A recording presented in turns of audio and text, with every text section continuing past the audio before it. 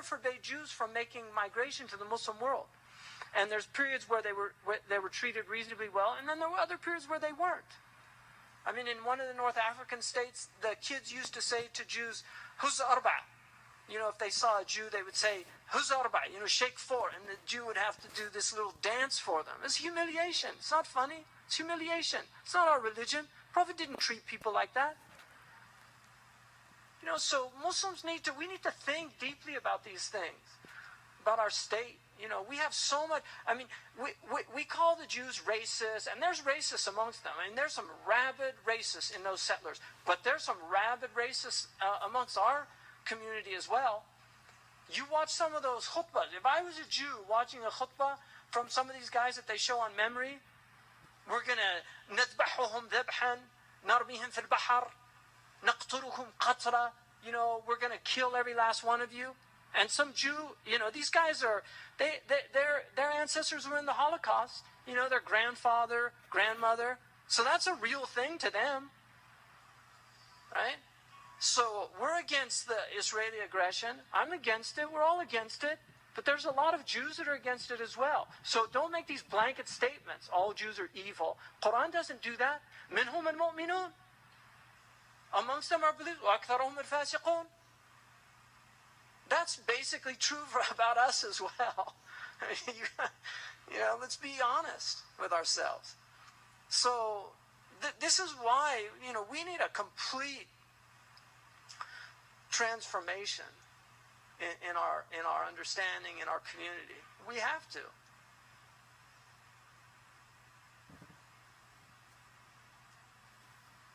Any other? Is that it? Time to go. Last one. That one.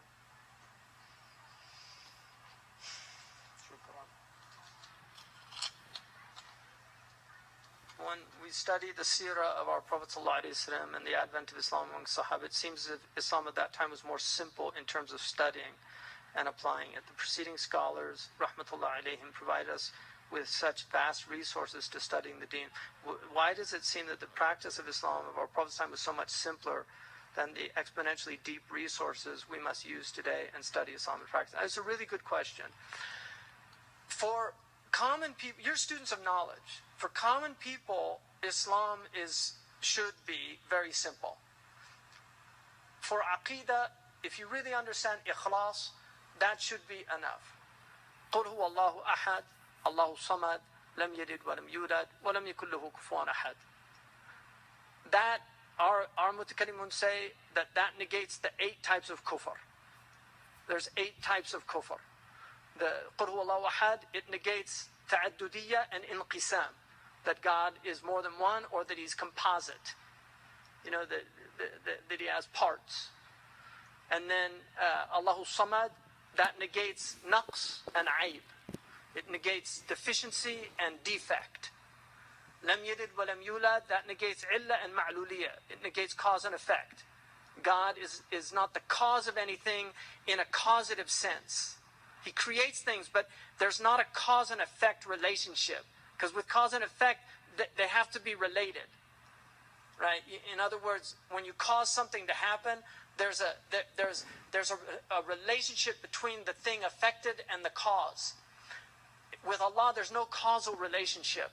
He's transcendent in that way.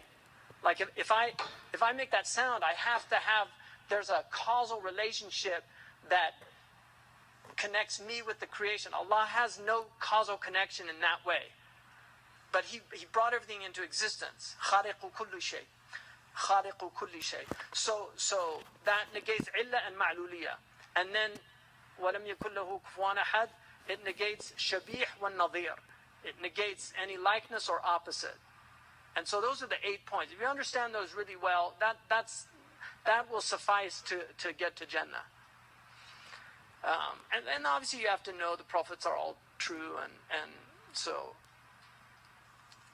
I mean, I'm simplifying things, but that is enough. The Prophet said, "Man qala la ilaha illallah dakhala al-jannah."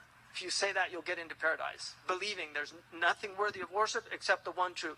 La ma'budu bihaqqin siwa Allah. There's nothing worshipped in truth, because many things are worshipped other than Allah.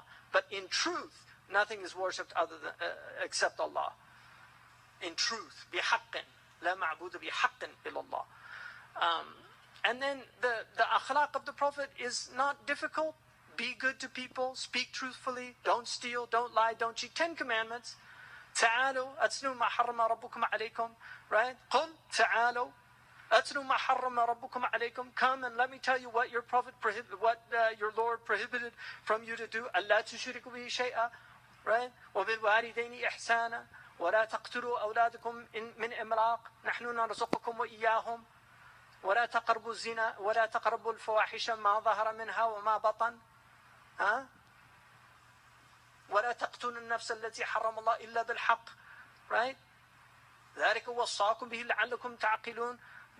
That's the basic akhlaq of the Quran is the 10 commandments. Right? That's not difficult. That's easy. So that aspect. But if you want to know why it's complicated, because language is complicated. Because language bears a lot of meanings. Because when you get into religion, religion is dangerous. And if you leave people just to read these things and think they can understand them without having the depth of knowledge to really understand it, then you have what's going on in the Muslim world right now, where every Tom, Dick, and Abdullah is running around chopping somebody's head off because they disagree with them. So this is a problem. One example, any hadith that is related, the Prophet speaks with different voices. Sometimes he speaks as a qadi. Sometimes he speaks as a mufti. Sometimes he speaks as a hakim. Sometimes he speaks as a nasih, giving advice. The mufti, the mujtahid has to differentiate. One example of that, the Prophet ﷺ, when Hind said, Abu Sufyan rajulun shahihun, right? He's withholding. He doesn't give me what I need. The Prophet said, "Khudi min malihi bil ma'ruf." Take from his wealth bil ma'ruf. Take from his wealth what's a custom of your socioeconomic status amongst the Quraysh. I mean, these are all implied. That's what he meant. Bil ma'ruf means a woman of your stature in Mecca. Take what you need according to what women like you in this society, the urf. Abu Hanifa said that that's mutlaq, so a woman can take the wealth of her husband if he's not giving it to her, and she doesn't have to tell him. Imam Malik said no, he's acting as a qadi there. So Abu Hanifa was saying he's acting as a mufti. Imam Malik said no, he's acting as a qadi. So the woman has to go to the qadi to get that permission. Which one is right? Allahu a'lam. I'm Maliki, you're Hanafi, my wife can't take my money, your wife can. So, you know.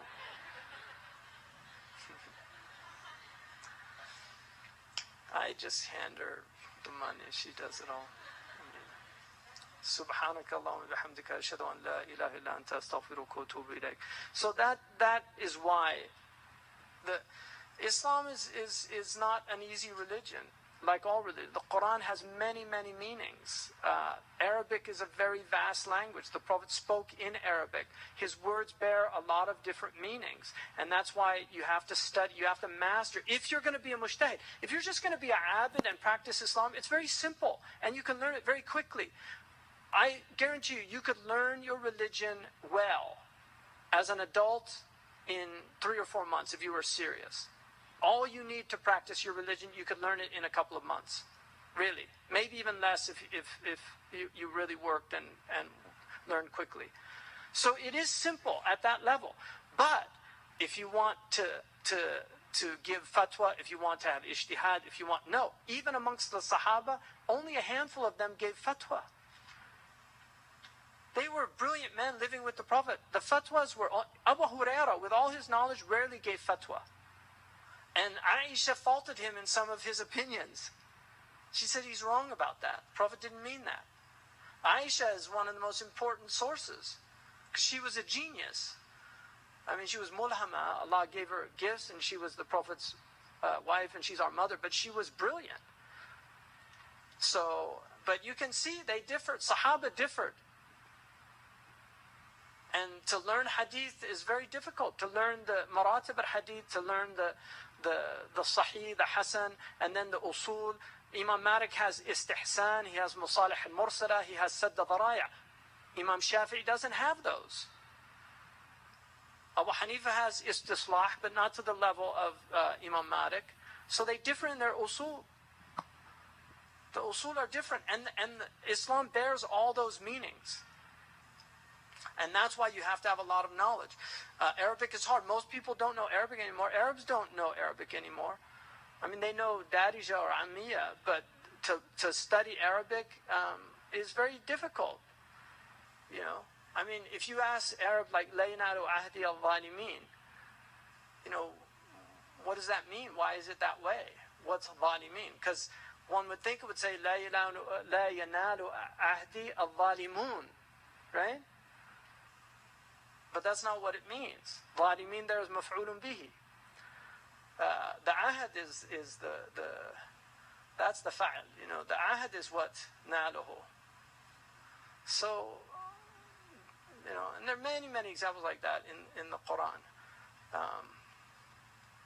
So Arabic is, and then rhetoric, majaz.